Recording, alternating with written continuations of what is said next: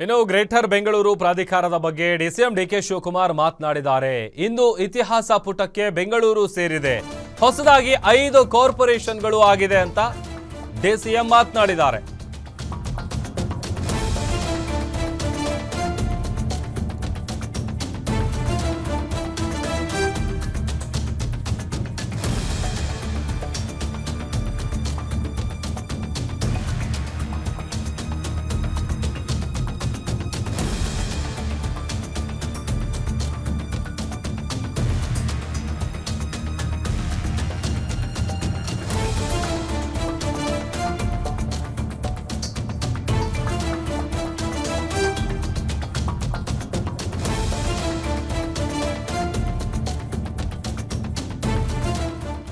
Greater Bengaluru ಪ್ರಾಧಿಕಾರದ ಬಗ್ಗೆ ಉಪಮುಖ್ಯಮಂತ್ರಿಗಳು ಮಾತನಾಡಿದ್ದಾರೆ. ಇಂದು ಇತಿಹಾಸ ಪುಟಕ್ಕೆ ಬೆಂಗಳೂರು ಸೇರಿದೆ.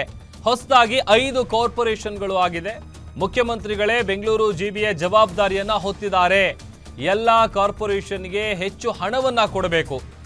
ಸರ್ಕಾರವೇ ಎಲ್ಲದಕ್ಕೂ ಕೂಡ ಸಹಾಯ ಮಾಡಬೇಕು. ಆಮೇಲೆ ಯಾವುದೇ ಸರ್ಕಾರ ಇದ್ರೂ ಕೂಡ ಅದು ಸಿಎಂ ಅಧ್ಯಕ್ಷತೆಯಲ್ಲೇನೆ ಈ ಜಿಬಿಎ ಇರುತ್ತೆ, ಗ್ರೇಟರ್ ಬೆಂಗಳೂರು ಅಥಾರಿಟಿ ಇರುತ್ತೆ. ಎಲ್ಲಾ ರೀತಿ ಆಲೋಚನೆಗಳ ನಂತರ ನಿರ್ಣಯಗಳನ್ನ ತೆಗೆದುಕೊಂಡಿದ್ದೀವಿ.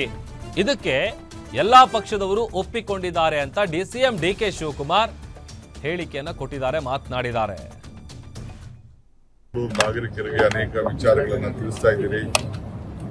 ಇವತ್ತು ಇತಿಹಾಸ ಪುಟಕ್ಕೆ ಬೆಂಗಳೂರು ನಗರ ಸೇರ್ತಾ ಇದೆ. ಹೊಸ 5 ಕಾರ್ಪೊರೇಷನ್ಗಳಾಗಿದೆ, 5 ಜಿಬಿ ಆಗಿದೆ.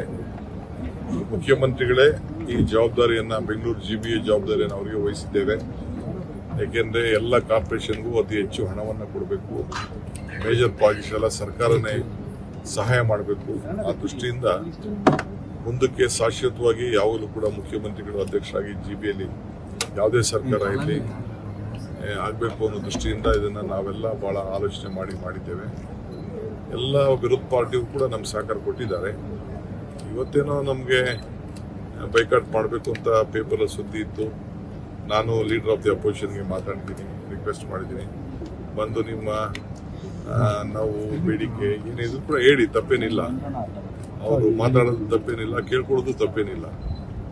ಸೊ ನಮಗೇನಾದ್ರು ತಿದ್ದದಿದ್ರು ಹೇಳಿ, ತಪ್ಪು ಮಾಡಿದ್ರು ಹೇಳಿ ಅಂತ ಕೂಡ ಹೇಳಿದ್ದೀನಿ.